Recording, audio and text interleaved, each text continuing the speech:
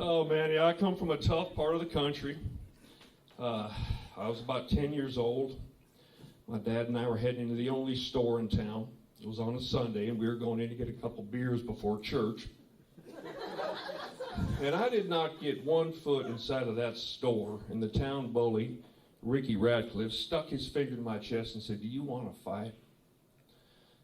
Now, typically in the Quinn family, we only fight on Wednesdays and Friday nights. But it was Easter Sunday, so I said, hell yes, and out the door we went, all right?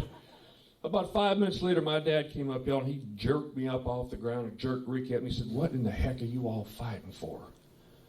Ricky wiped some blood off his nose, and he said, "He started. He punched me right in the nose." My dad was pissed, man. He grabbed me and he said, "Why did you punch him in the nose?" And I said, "Because he told me that his dad could whoop you any day of the week." In a moment I will never forget, my dad did what any God-fearing man from Montana would do. He looked at his watch and he said, "You got 3.5 minutes to finish whipping his ass, and then we got to get to church."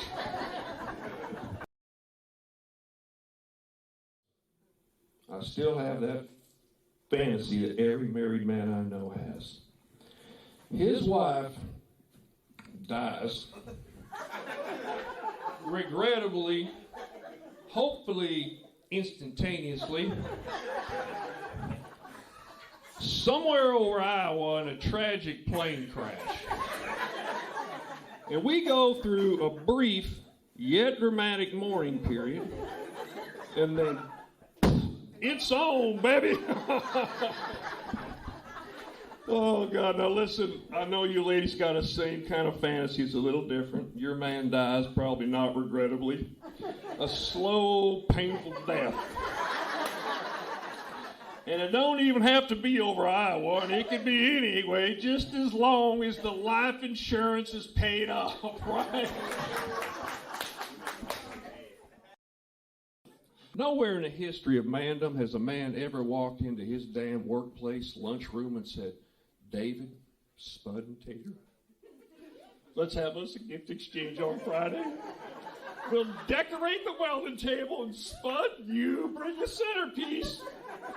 I'll do the flowers, and Tater, you get the balloons. And then on Friday, we're going to give each other something real special. For no other reason but to tell you I love you just the way you are." 2 weeks ago, our 22-year-old son called me and said, "Hey, the girls next door had a leak under their sink, and so I went out to the road and I shut the main water valve off, and then I cut that pipe, and I put a 3/8-inch shark bite coupler in there. Is there anything else that I need to do before I turn that water on?" Y'all, I could have cried. I'm tearing up right now. I said, "Son, when you come home next weekend, you ain't eating on that back porch with them dogs. You're getting up at the kitchen table with me and your mama."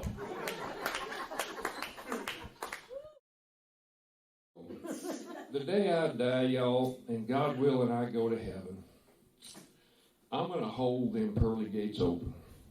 I'm going to let everybody pass on through, because I got some questions. I'm going to wait till the last soul walks through. Then I'm going to gently close those pearly gates. I'm probably going to lock it in case there's some kind of clerical error. And then I'm headed straight for the big man's office.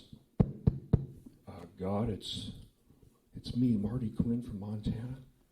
I know who you are. I haven't heard from you since you were 16 years old."